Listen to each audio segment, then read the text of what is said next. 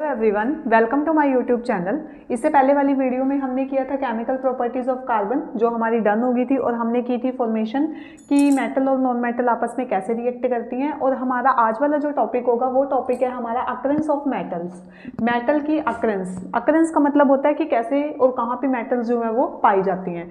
तो आगे हम इनको देखेंगे। तीन टाइप्स की होती हैं, first is minerals and second is or and third is gang. तो फर्स्ट जो है हमारे पास मिनरल्स। मिनरल्स मतलब जो भी मेटल्स होती हैं, लाइक हमें अर्थ के ऊपर पाई जाती हैं, वो सारी की सारी अर्थ की क्रस्ट में पाई जाती हैं नेचुरली जो होती हैं। तो अब हमारे पास जो मिनरल्स हैं, मिनरल्स का बताएंगे द एलिमेंट और compound which occur naturally in earth crust. जो हमें अर्थ की क्रस्ट के अंदर पाई जाती हैं उसको हम क्या बोलते हैं? Minerals.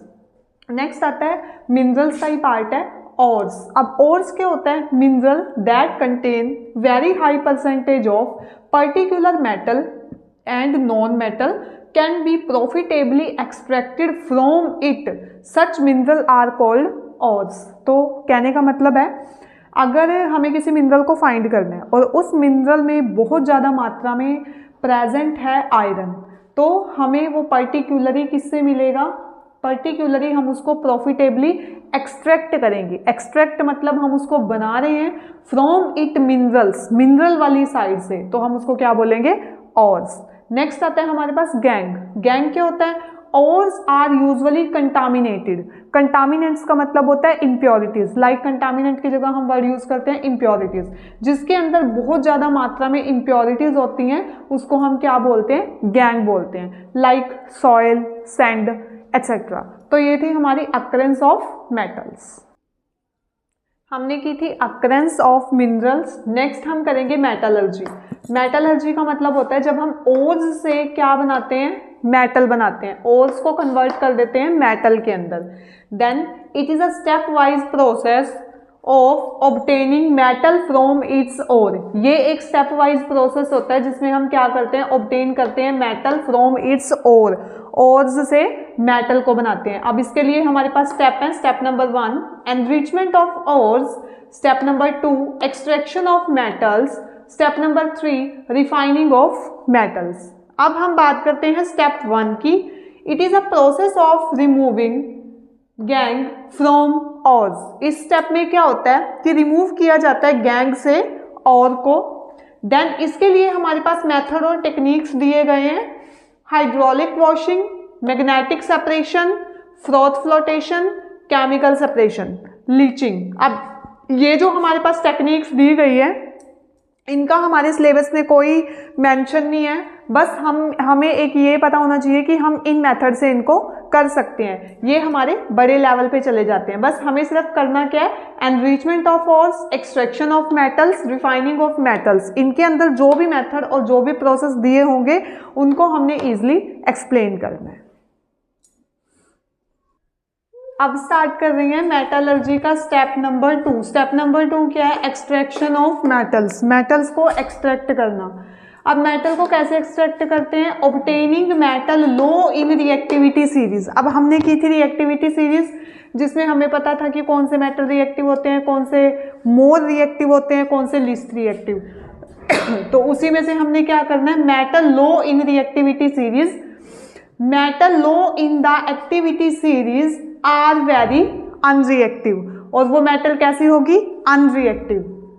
The oxide of these metals can be reduce to metal by heating alone. जो ऑक्साइड्स होंगे मेटल के उनको हम रिड्यूस, उनकी कमी कर देंगे टू मेटल बाय हीटिंग, जब हम मेटल को हीट करेंगे अकेले ही।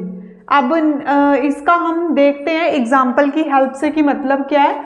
Mercury from cinnabar. सिनाबार क्या होता है? और होता है। और किसका होता है ये? मरकरी मेटल का।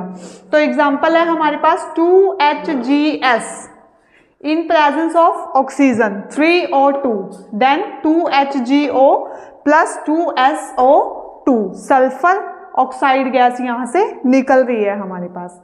नेक्स्ट आता है कॉपर फ्रॉम कॉपर सल्फाइड। अब कॉपर सल्फाइड की रिएक्शन दी हुई है, इन प्रेजेंस ऑफ ऑक्सीजन की हुई है 2CuO प्लस 2SO। ये है हमारे पास कॉपर सल्फाइड की रिएक्शन। अब हम मेटलर्जी का स्टेप 3 करेंगे।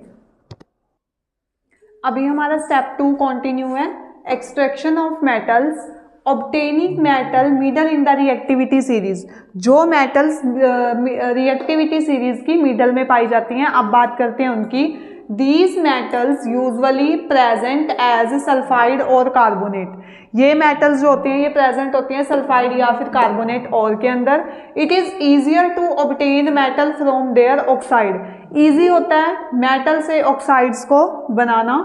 अब हम एक्सट्रैक्शन करते हैं मेटल की सल्फाइड ऑर्स की, तो उसके लिए हमारे पास दो टाइप हैं, first is roasting and second is calcination. अब यहाँ से जो है हमारे पास क्वेश्चन बन सकता है, what is roasting, what is calcination, difference between roasting and calcination, write the example of roasting and write the example of calcination, and पूछा जा सकता है what are most reactive element, what are less reactive elements in the reactivity series। ये सारे के सारे question हमारे पास यहाँ से बन सकते हैं। तो अब रोस्टिंग क्या होता है, the sulphide ore are converted into metal. जो सल्फाइड्स के ओर होते हैं उनको कन्वर्ट किया जाता है मेटल के अंदर, मेटल ऑक्साइड के अंदर, by heating strongly in presence of oxygen, बहुत ज़्यादा एयर की प्रेजेंस के अंदर, और उस रिएक्शन को फिर हम क्या बोलते हैं, रोस्टिंग। इसका एग्जाम्पल है हमारे पास 2ZnS प्लस 3O2, क्या बनेगा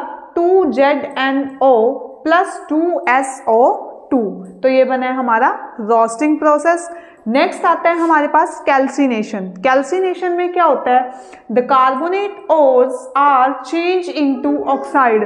कार्बोनेट के जो ओर्स होते हैं उनको हम चेंज करते हैं ऑक्साइड्स के अंदर by heating absence of oxygen या फिर लिमिटेड ऑक्सीजन। या तो यहाँ पे ऑक्सीजन होती ही नहीं है, एब्सेंस होती है, या फिर यहाँ पे लिमिट ऑक्सीजन प्रेजेंस होती है, लिमिटेड ऑक्सीजन।